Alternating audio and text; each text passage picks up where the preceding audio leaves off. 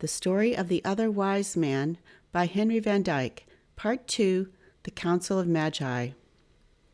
Artaban stood by the doorway to greet his guests.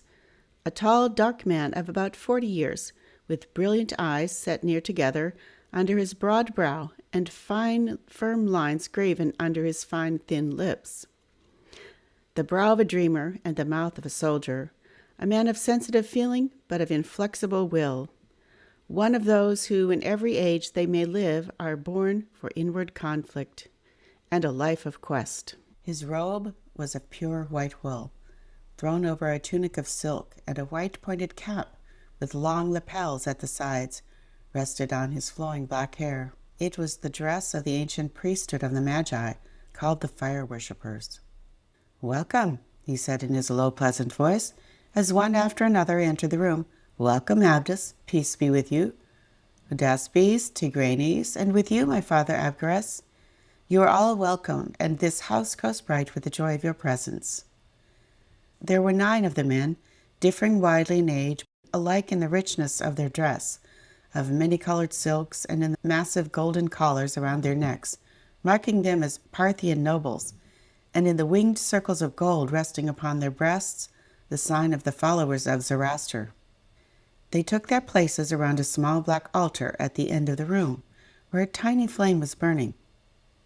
Artaban, standing beside it, and waving a barsom of thin tamarisk branches above the fire, fed it with dry sticks of pine and fragrant oils.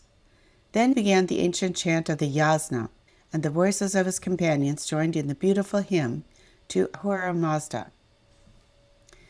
We worship the Spirit divine, all wisdom and goodness possessing, surrounded by holy immortals, the givers of bounty and blessing. We joy in the works of his hands, his truth and his power confessing. We praise all the things that are pure, for these are his only creation. The thoughts that are true and the words and deeds that have won approbation, these are supported by him, and for those we make adoration. Hear us, O Mazda. Thou livest in truth and in heavenly gladness.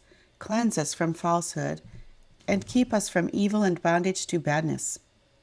Pour out the light and joy of thy life on our darkness and sadness. Shine on our gardens and fields, shine on our working and weaving, shine on the whole race of man, believing and unbelieving. Shine on us now through the night.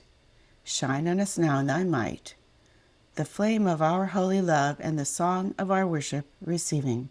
The fire rose with the chant, throbbing as if it were made of musical flame, until it cast a bright illumination through the whole apartment, revealing its simplicity and splendor. The floor was laid with tiles of dark blue veined with white.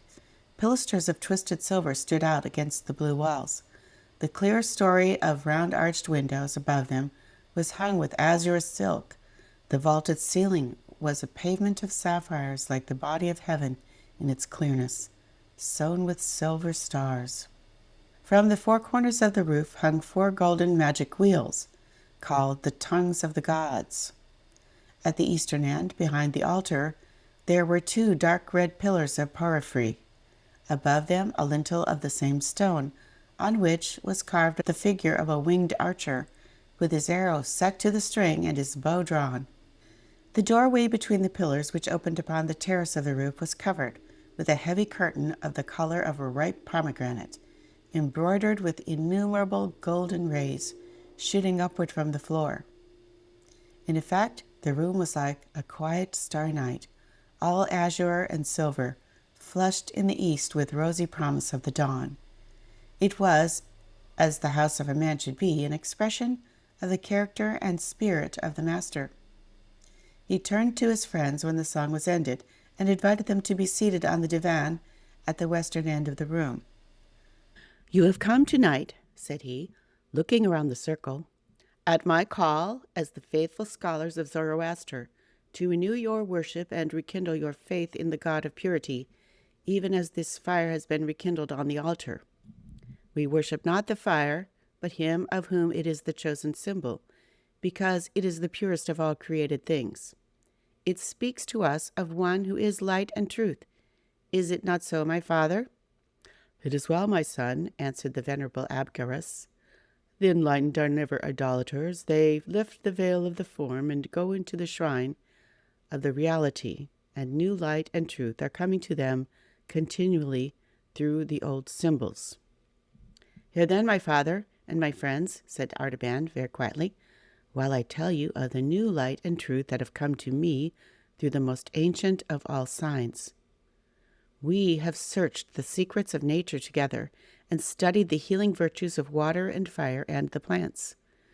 We have read also the books of prophecy in which the future is dimly foretold in words that are hard to understand.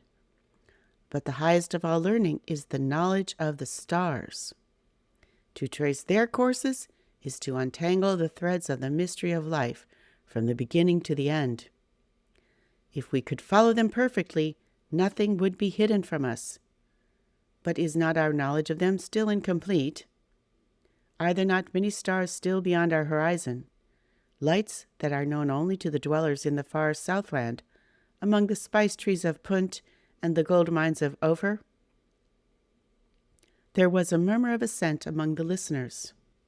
The stars, said Tigranes, are thoughts of the eternal. They are numberless, but the thoughts of man can be counted like the years of his life. The wisdom of the Magi is the greatest of all wisdom on earth, because it knows its own ignorance, and that is the secret of its power. We keep men always looking and waiting for a new sunrise, but we ourselves know that the darkness is equal to the light, and that the conflict between them will never be ended. That does not satisfy me, answered Artaban, for if the waiting must be endless, if there could be no fulfillment of it, then it would not be wisdom to look and wait. We should become like those new teachers of the Greeks who say there is no truth, and that the only wise men are those who spend their lives in discovering and exposing the lies that have been believed in the world. But the new sunrise will certainly dawn in the appointed time. Do not our own books tell us that this will come to pass, and that men will see the brightness of a great light? That is true, said the voice of Abgarus. Every faithful disciple of Zoroaster knows the prophecy of the Avesta, and carries the word in his heart. In that day Sosiosh the victorious shall arise out of the number of the prophets in the east country. Around him shall shine a mighty brightness, and he shall make life everlasting, incorruptible, and immortal, and the dead shall rise again. This is a dark saying, said Tigranes, and it may be that we shall never understand it. It is better to consider the things that are near at hand, and to increase the influence of the Magi in their own country, rather than to look for one who may be a stranger and to whom we must resign our power.